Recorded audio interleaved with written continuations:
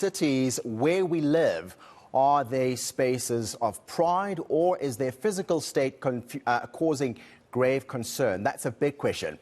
Now, with national disasters, explosions and infrastructure challenges, questions are mounting, and with good reason. What will the state of our spaces be like in 10 or 20 years if what we are facing now seems like a never-ending uphill battle?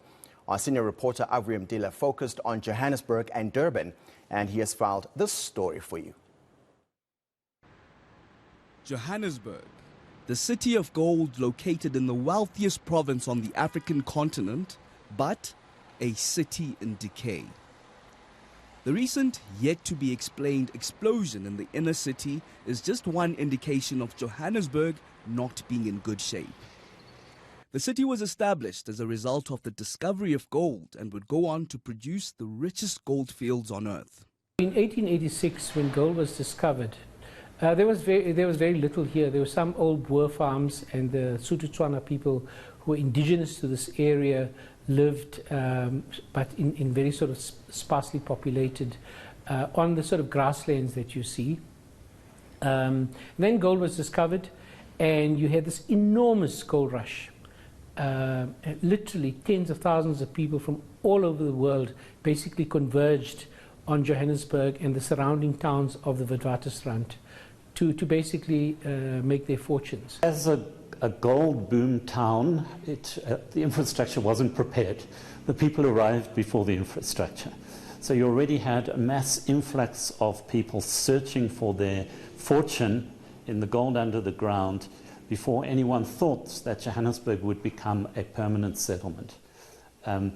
But yes, the government quickly had to respond. At the time, it was the old Zuid-Afrikaanse Republiek, and they designated Johannesburg as a settlement in September 1886.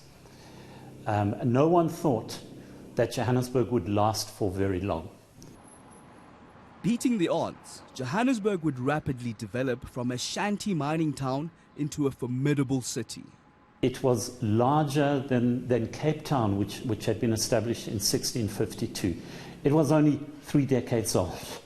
It was proclaimed a city towards the end of the 1920s, and it was growing so fast that it couldn't be properly planned. It was growing faster than you could put in the infrastructure. And here's Hillbrow in the north, and there's Marshalltown and inner city. The first high-rise development in the inner city went up in the 1930s. This would lead to the dense, high-rise central precinct with infrastructure being installed as the money rolled in. Johannesburg experienced rapid growth in the 40s, the 50s, the 60s, and more infrastructure was put in, layers and layers of infrastructure. But then in the 1970s, the growth stopped in the inner city. The Carlton Centre and the Carlton Hotel was the last major development in inner city Johannesburg for many decades.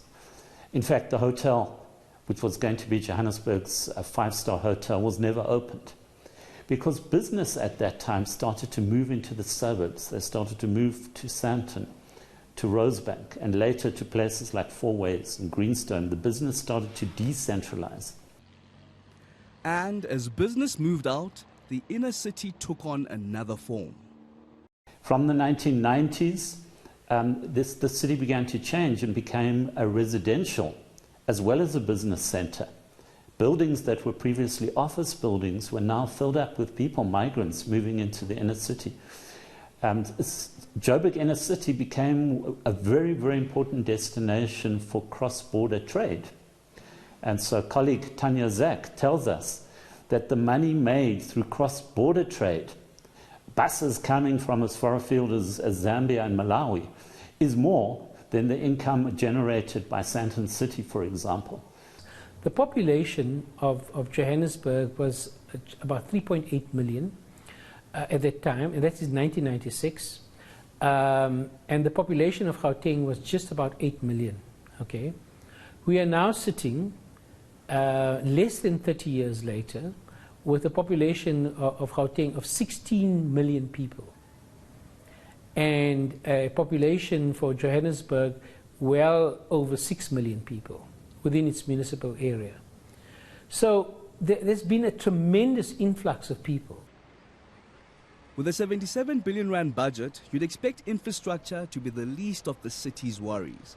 But the lack of refurbishment of its major infrastructure is now exposing the decaying city. Most forms of infrastructure need to be replaced at least every 30 years. But what began to happen in the inner city is, with this neglect, is that you didn't have maintenance and replacement of that infrastructure. And that was over an extended period from the 1970s. And now with the increased population density, there's more demand for that infrastructure, more need for that infrastructure, but the infrastructure is aging. And so in the inner city today, we've got infrastructure, some of it maybe 80, 90 years old, even older. Some of it, even 1970, is, what is that, 50 years ago? That's old. And the challenge of infrastructure neglect has spread from the inner city right across the Gauteng province. A place like Mfuleni is definitely in meltdown. And it's not like a small place. It's got, it's got Vereniging van der Bijl Park, it's got Sebokeng, and a number of other big townships. So we're talking about a significant, proportion of the population. So I think, but it's a set of interrelated factors, and maybe I should just say a couple of things about that. I think the one is, in an overarching sense, is governance, and I think that the fact that we don't have stability, particularly at the level of coalitions, is a big problem. So I think that's the one big issue. I think that the quality of the officials of the administration has also declined over time. So that kind of technical capacity that we're looking for, it's not just replacing people with broad, like say, HR skills, organizational development skills, when actually you need an engineer. KwaZulu-Natal also has its fair share of infrastructure challenges exacerbated by global warming. One just has to look a year ago, just over a year ago, with the floods. The areas that were hit hardest were areas that were unplanned settlements, informal settlements, people that located themselves in areas that were unsafe, where they should not have been. Is that government's fault? So that's a difficult question to answer, because had the enforcement authorities prevented them from locating there, that would have mitigated the disaster. So that's just one part of the argument. The second part of the argument is the issue of ailing infrastructure in South Africa. It's a South African problem, not just an eThekwini problem. And one has to ask the question, why? Professor Philip Harrison believes he has the answer.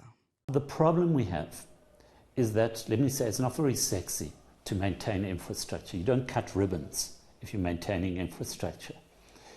That's a challenge.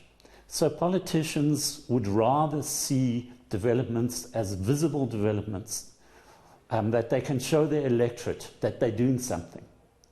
If you're putting money into maintenance, that's invisible. You're not getting political credit. So there's a constant pressure, I think, for more rapid, visible results, perhaps for the next election. And there's less pressure to do the more difficult thing and the longer-term job of maintaining the infrastructure that you already have. The other challenge hampering the refurbishment of infrastructure is corruption. When we look at a metro like eThekwini, and this is an interesting fact, that at the dawn of our democratic dispensation, eThekwini was one of the wealthiest municipalities in the country with a surplus of money. Today, they are in financial difficulties, and we've heard in the past that they didn't have enough money to pay staff. In the last few years, there's been qualified Auditor General reports saying that there's been unjustified expenditure. So you have to ask yourself, in the case of eThekwini, is it a case of there not being enough money, or is the money being misappropriated and not being used for the purpose? In Johannesburg, the neglected underground tunnels are proving to be a nightmare. The tunnels that were built, particularly in the early years of the last century, to move things around. There were several examples of that, and one was the tunnels around the post office, which would allow the mail from the old Rustick Street post office, and then later, and I think even the big headquarters in the Jeppe Street post office, to convey the stuff directly to Park Station to enable an efficient movement of mail. And there are also tunnels, just as a matter of interest, around Constitution Hill, which used to be the Fort Prison, right, where you know, prisoners would also be moved and so on. We have hidden tunnels underneath the city, the old postal tunnels, in which messengers would move between one building and the next building and to the old post office. What is happening in those tunnels? But more importantly, what is happening to our many, many layers of infrastructure under the city? And what is the quality of that infrastructure? To what extent is that infrastructure decaying? And that's really, really important knowledge that we need. So I think we need a serious investigation into subterranean Johannesburg. And because the subterranean has an impact on what happens on the city above. Professor Harrison doesn't doubt the recent blast in the inner city was caused by activity in these very tunnels. Well, it clearly did. I don't know at what depth and exactly what the cause of the explosion is, but it's something that happened underneath the street that caused all the chaos on the street and above. So maybe if we had more knowledge, that could have been forestalled or prevented. Because remember, those infrastructures are under huge pressure. So even garbage, which is pouring into the pipes beneath the city, blocking up important conduits and preventing air from coming in and out, and a buildup of methane gas, that may have had something to do with it. So these are the pressures from above that are affecting the infrastructure below, and the infrastructure below is going to talk back.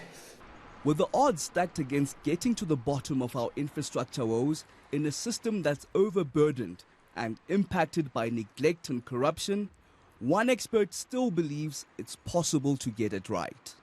We've got world-class universities with really fantastic skills.